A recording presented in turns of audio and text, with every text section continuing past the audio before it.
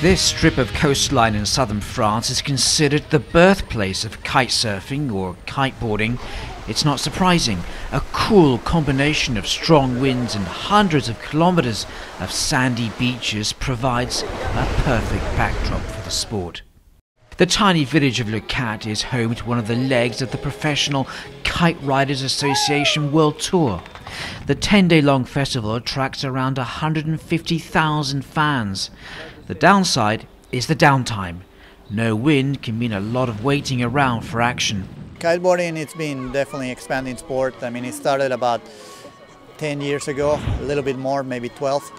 And since then, it's been growing at a fast rate. I mean, right now I think it's starting to peak a little bit. It's a very nice, spectacular sport once we have the conditions, but because we have to wait for the wind, then that's the biggest constraint that it has on the growth on the competition level. But when the conditions are good, this is Alex Kaiser, the fastest kite surfer in the world, skimming the waves at more than 100 kilometers an hour. 60 competitors took part in this tour event, but with total prize money of just $60,000, none of them are exactly millionaires. Travel and housing to kite surfing hotspots in Spain, Germany and Brazil are often paid for by sponsors, but there are just 20 kite surfers currently making a living full-time from the sport. Sure, I can make a living and it's getting better and better every day. We got like 20% more kiteboarders every year, so it's still a growing sport and it's still young. It's only 10 years old.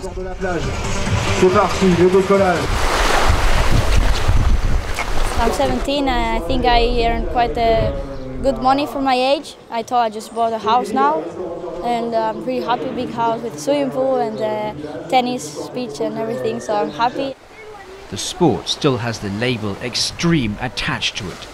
Each year horrific incidents occur. Kite surfers can be scooped up by a wild gust and literally thrown into seafront buildings.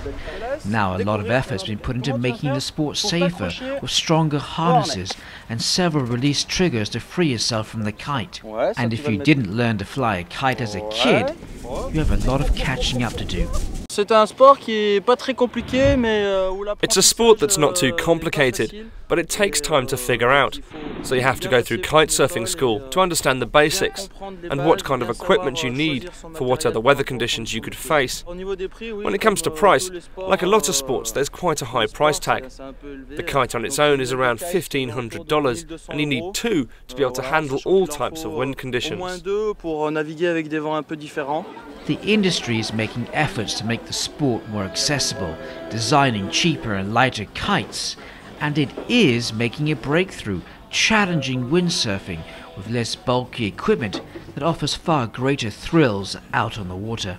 It's getting bigger all the time. It's been growing steadily for the last 10 years and it's still growing. So it's getting bigger and bigger, slowly replacing windsurfing, even if the windsurfers don't like that, but that's what's happening. In fact, a whole new industry has developed in kitesurfing along the coast of southern France, from schools, stores to tiny board manufacturers known as shapers. Don't be fooled by the artisan feel.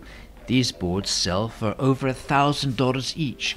Buyers around the world like the retro look of these boards, along with the personal touch, stones and jewellery embedded in the wood. I can sell these boards wherever you can kitesurf. In other words, wherever there is a sea or a lake and wind. With all that, it's fine. It's all about the sensation of being able to fly and surf at the same time. It's what people have been dreaming about for a long time, and now it's a reality.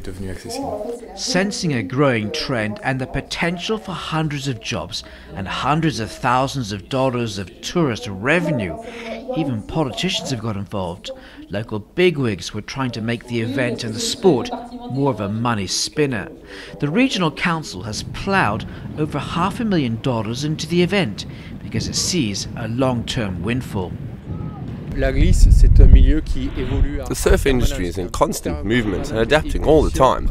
One sport that did not even exist 2 years ago is paddle surfing. Last year it really took off and will get even bigger. In the future there will be other surfing sports, and our job is to make sure that we know about them and make sure they make Le Cat their home. The region likes to boast it has the perfect outdoor stadium. When you already have windy conditions 300 days a year and sun all year round, all you need to do is add water.